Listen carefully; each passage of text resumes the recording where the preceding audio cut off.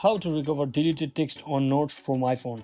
So let's get started. So first thing, let me just quickly show you that whenever you write some notes on your notes, let's say I write this following over here.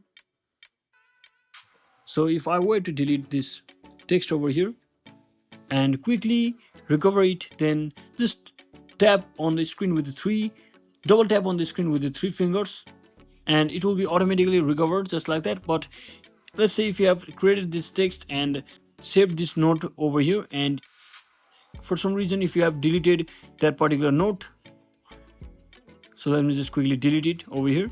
So as you can see, now to simply recover it, just come back to your menu screen over here and just select this note section, and just select this recently deleted option over here. And as you can see, here are all of my deleted files or notes over here. So you can basically tap on this to recover it just like this by simply long pressing on it, and just tap on move and move it to your particular folder.